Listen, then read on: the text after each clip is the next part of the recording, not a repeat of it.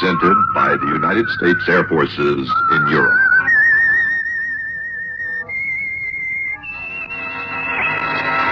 I am the Whistler, and I know many things, for I walk by night. I know many strange tales hidden in the hearts of men and women who have stepped into the shadows. Yes, I know the nameless terrors of which they dare not speak.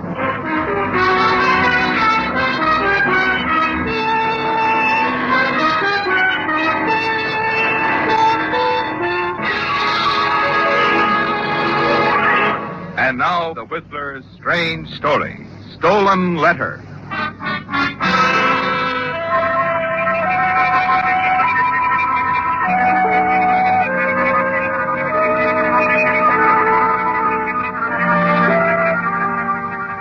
As Susan Hayes, ambitious but none too successful young actress, approached the old-fashioned iron gate entrance to the home of an uncle she'd never seen, its appearance gave her a feeling of foreboding.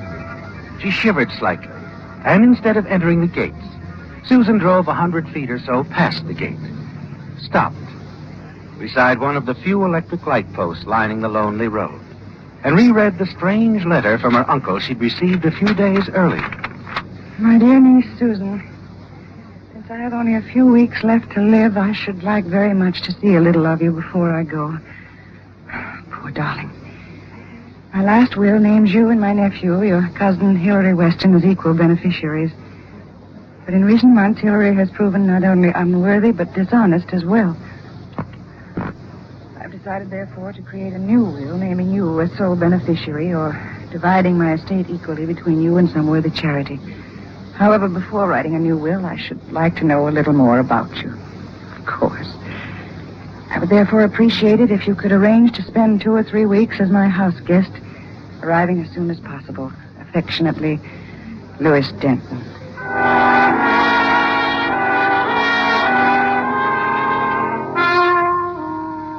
You place the letter in your purse. Decide you owe it to your uncle to spend at least a few days in his home. Then you enter the grounds. But after meeting your cousin Hilary, being shown to your room and dining, you begin to regret your decision. For your presence in the house is obviously distasteful to your cousin and your uncle's secretary, Patricia Meadows. Why can't I see Uncle Louis this evening, Hilary? At least tell him I've arrived. I'm sorry, Susan, but I have orders from the doctor to give Uncle his sedatives. I gave him one at 7, and it's past 9 now. Furthermore, he's not to be disturbed. It might make him restless. I see. Well, tomorrow morning will do just as well, I suppose. Patricia will take you to see him in the morning. She's been Uncle's secretary for nearly a year now. Right, Patricia? Yes, but I couldn't make a go of it as an actress. I decided to become a secretary. I may have to do the same thing. I'm an actress, too, but so far I haven't set any worlds on fire. I was planning on going to New York after leaving here. Sleepy? Oh, horribly. If you two will excuse me, I think I'll retire. I'm awfully tired.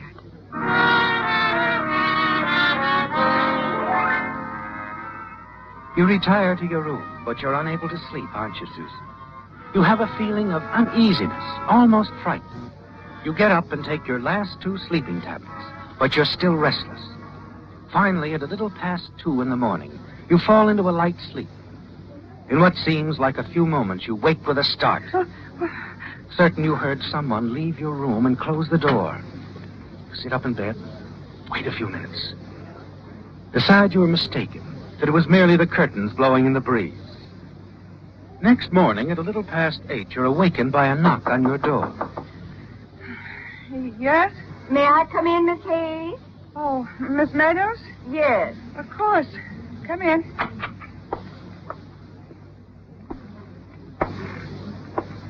Miss Hayes, I'm afraid I have bad news for you. Yes? Your uncle died in the night. Oh, no. His heart? Well, the doctor seems to think that he may have died from an overdose of sleeping tablets. But I thought Hilary... Well, Hilary gave him his one nightly sedative at 7 o'clock. But the doctor says his appearance definitely indicates that someone must have given him some more later on. More? But who? Well, that's what the sheriff wants to find out. He's downstairs now. He wants to talk to you as soon as you get dressed.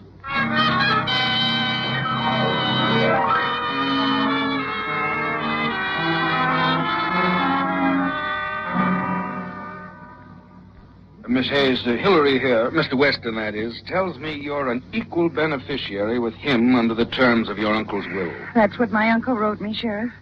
He also tells me that your uncle was intending to write a new will, eliminating you and leaving everything to Hillary. What's going on here? Hillary told you that? Yes? Then he didn't tell you the truth. My uncle wrote a letter and asked me to come and visit him here for a few days. He also told me quite definitely that he was very disappointed in Hillary, that he decided to write a new will, naming me as sole beneficiary and eliminating Hillary. You have that letter? Yes, it's on the dressing table in my room. I'll go get it. Never mind. I'll go get it, Miss Hayes.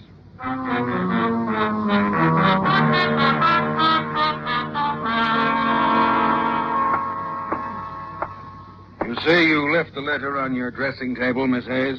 Of course, Sheriff. I read it over last night just before I went to bed. There was no letter of any kind in your room, Miss Hayes. But I did find something else. Empty bottle marked sedative. Take only as prescribed. An overdose might prove dangerous.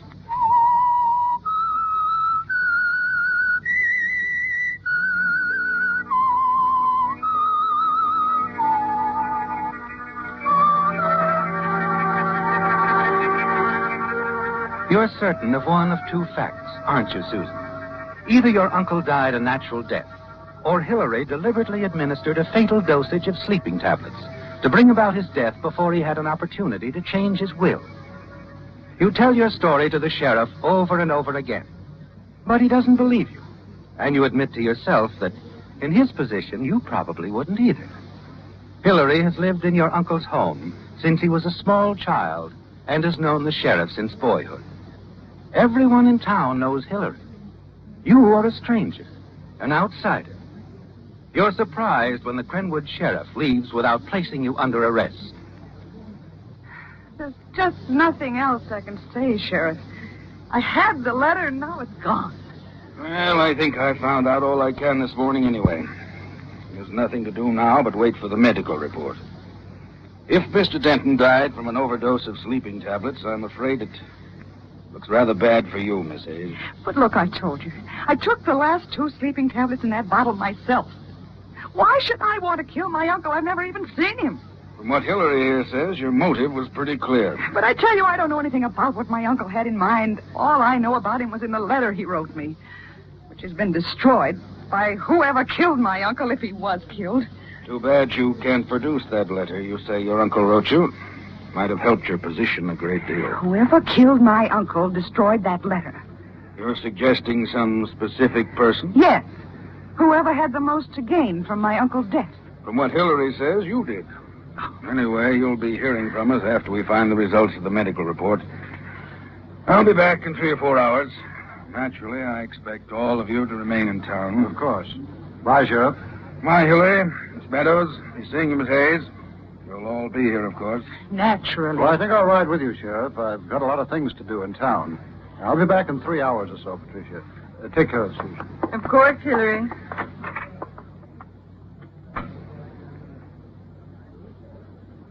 You're in a bad spot, Miss Hayes.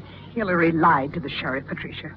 Uncle Lewis wasn't planning on cutting me out of his will. He was planning on making me his sole heir, cutting Hillary out.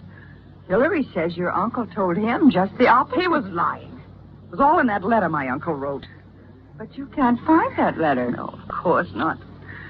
Because it was stolen from my room last night so Hillary could build his horrible frame against me. After he took the letter, he gave Uncle Lewis the sedatives that killed him. I know he did. I don't know what happened, Miss Hayes. But I do know that if I were you, I certainly wouldn't be here when the results of that autopsy are known. You mean run away? Run away, yes. But that would be the same as a confession of guilt. Well, not necessarily. At least you'd have some time on your side. As things stand now, if your uncle really was murdered, you haven't a chance.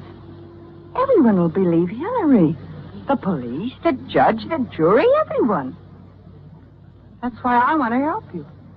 What do you mean? How would you help me? Well, look, you wouldn't dare to drive your own car. You'd be picked up in an hour. But I could drive you to the station, and you could take a bus to San Diego. And then you could take a plane to New York. And if you need money... I have enough money. Look, why are you doing this? Because I think it's the only sure way to keep you out of the gas chamber. You really believe it's that bad? As it looks now, yes. Of course, in time, I have a hunch you'll get a break. Oh, but I'd hate to run out. But I guess you're right. All right, I'll be ready to leave in 10 minutes. Good. Now, no matter what happens, I'll manage to stall them until you're on your way to New York. And in New York, no one will ever even know what happened out here.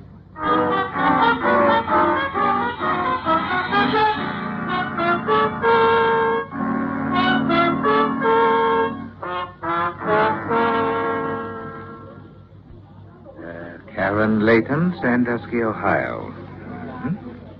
Were you expecting any mail preceding your arrival, Miss Layton? No. Let's see. We have a small single on the 12th floor. Well, that will be fine. I'll only be here a few days. Here we are, 1202. Boy, show Miss Layton to 1202. Thank you. Oh, is there a beauty parlor close by? Right across the street. Madame Dana's.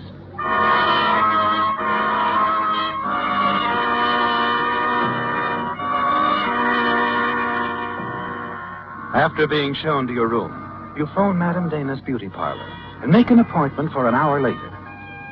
Then you return to the lobby, buy an afternoon paper. Buried in an obscure spot on the 5th page, a small headline startles you. West Coast actress sought in death of wealthy uncle.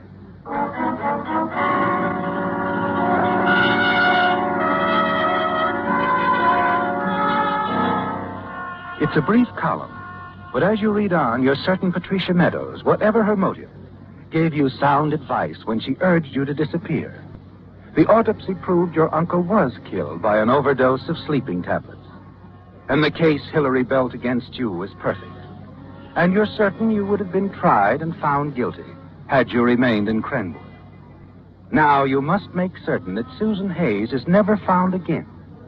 And your visit to the beauty parlor is an important step in that direction, where a brunette hair dye marks the end of Susan Hayes and the real beginning of Karen Layton, doesn't it? No recent pictures of you are out. You've never met a New York agent. So you decide to try and begin a new career as an actress. The change in your appearance seems to bring about a change in your luck, doesn't it? You call on dramatic producer Brad Williams, where you're hired as an understudy to the star of his current show. 8 months later, you're the star of a new Brad Williams production, a smash hit after 6 weeks on Broadway. It's the realization of all your dreams, isn't it? For days at a time, you forget Crenwood, your uncle, that you were ever Susan Hayes.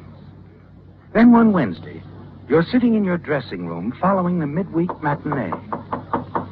Yes? A lady to see you, Miss Layton. Oh, tell her to come in.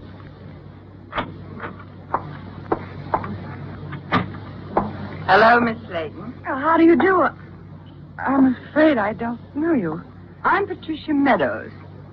And I do know you, Miss Hayes. Miss Hayes? Susan Hayes. You know, Susan, you shouldn't have appeared on that television show last week. I recognized you instantly, even with the black hair. You were all mixed up. Miss Meadows, is it? Patricia Meadows. Remember? Secretary to your late uncle, Louis Denton.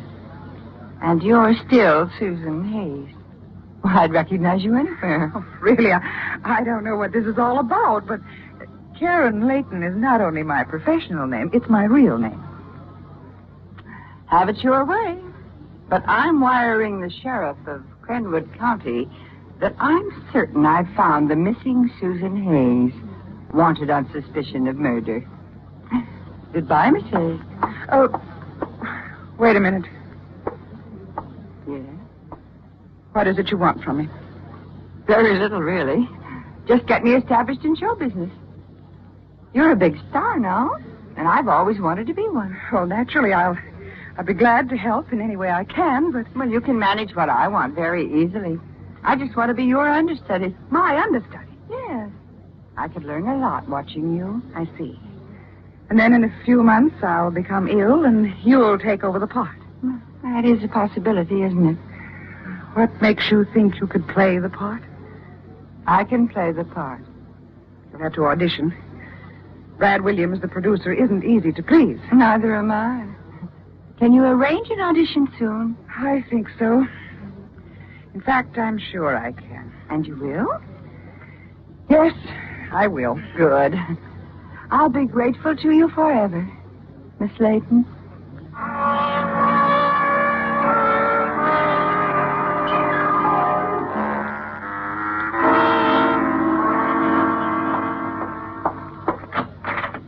Patricia, Yes? why are you bringing your things to my dressing room? Well, it'll be my dressing room next week, won't it? Next week?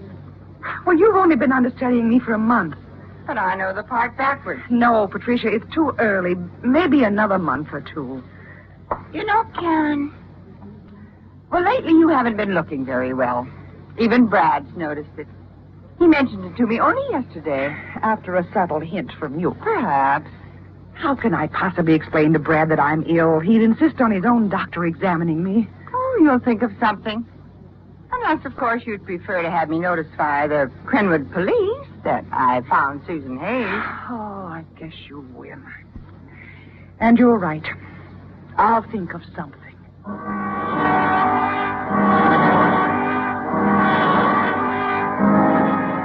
And you do think of something, don't you, Susan? You're certain now that Patricia Meadows was Hillary's accomplice in the death of your uncle. And you know that as long as she is alive, your career, perhaps your life, is in jeopardy. So you make your decision, don't you, Susan? As soon as you're certain Patricia has left the theater, you walk directly to the office of Brad Williams. Hi, Karen. Hello, Brad. What have you got in your mind? Everything okay? Yes and no. Uh-oh. What does that mean? Brad, would you mind too much if I left the show for a couple of weeks? Huh? Let Patricia Meadows play the part. But why? Oh, I don't know. I haven't been feeling well. I don't know what's the matter, but I'm just tired, that's all. If I don't rest for a couple of weeks, I'm honestly afraid I'll become ill. Well, have you seen a doctor? Oh, of course. There's nothing wrong with me, but I know how I feel, Brad. I've just got to rest for a couple of weeks. Well, of course, honey. You mean a lot more to me than the show. You mean more to me than anything. I do. You know you do. This isn't a very romantic place to tell you, but I love you, Karen. You're sure? Of course. I've loved you for months. I want you to marry me. Oh, Brad, darling. You still want to leave the show for 2 weeks? Oh, yes, more than ever now. I'd like to have Patricia take over Monday. But I'll make a deal with you. What kind of a deal? If you'll just let me have your mountain lodge Sunday, I'll take Patricia up there and rehearse her all day. It's a deal. I'll call her right away. No, let me call her. I'll phone her this evening.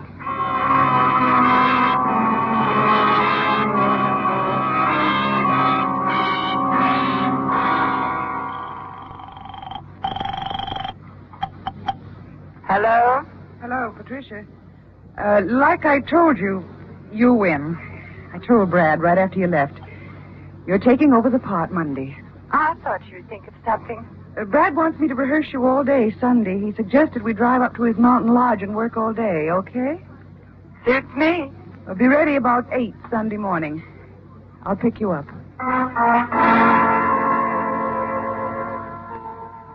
Now, you've not only your career to think about, your freedom. There's Brad, too. And whatever happens to Patricia Meadows, she brought it on herself, didn't she?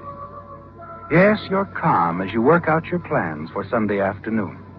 When you're sure Patricia will have a fatal accident and be out of your life forever. Sunday afternoon, a few hundred feet from Brad's lodge on a grassy knoll overlooking a cliff, with a sheer drop of 200 feet, you and Patricia are working hard on stage business as Patricia goes through line after line of dialogue. Perfect. Was my walk all right that time? Yes, but when you read that line, I love him, I can't do without him, I just can't. You should take about 5 steps forward and speak more slowly. Oh, you ought to be holding his picture, too. Okay, I'll hold my purse for a prop. I'll do it perfectly this time. And now you watch. I love him. I can't do without him. I just can't. It's going exactly as you planned, isn't it, Susan? She's only 10 or 12 feet away from the cliff. A quick run forward, a hard push, 2 at the most while she's off balance. And your worries are over. You drop your script and start forward. Then stop. You can't do it, can you, Susan? No, you can't kill. Patricia turns back towards you. Was I all right? You were excellent. I thought when you came over so quickly, I did something wrong. You're lucky, Patricia. I was going to push you off the cliff, kill you. I'd planned it ever since I'd arranged to bring you up here. I didn't think you had it in you. I haven't. But the game's over, Patricia. I'm going to the police and tell them everything. You'll be charged with murder. Maybe. Maybe not. When I tell them you've been protecting me all this time, and they start questioning you and Hillary, I've an idea things might turn out a little differently than you think. Now, wait a minute. What can you gain by going to the police? I'm the only one who knows who you are. Now, look, just forget about leaving this show.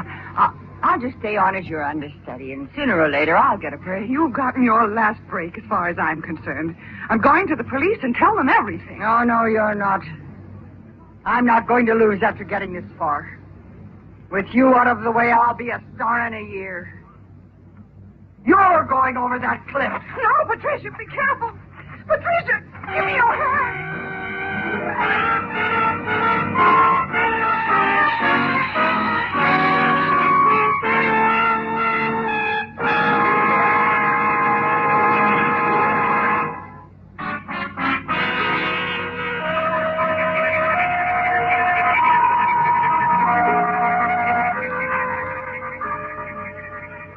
You remember trying to seize the hand of Patricia Meadows.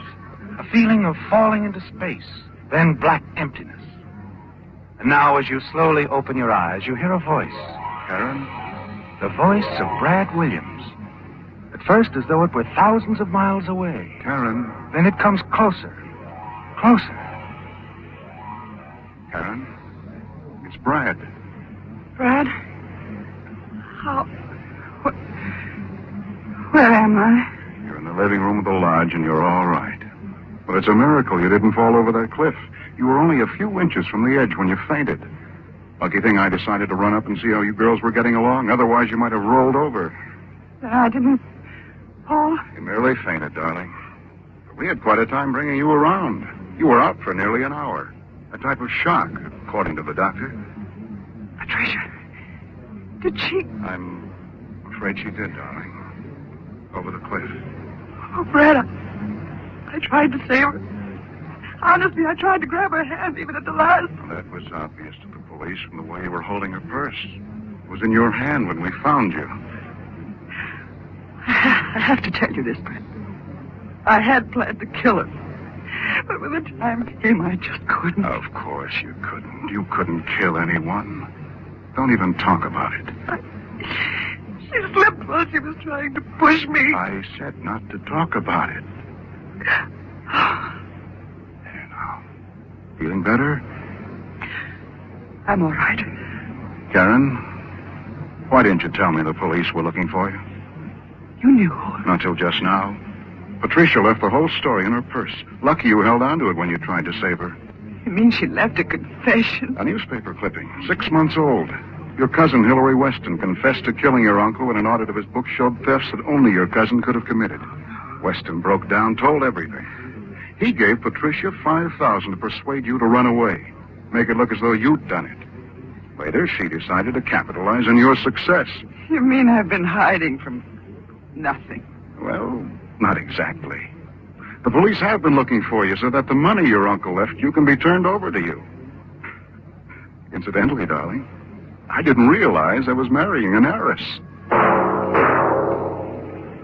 Listen next week when once again the United States Air Forces in Europe present The Whistler.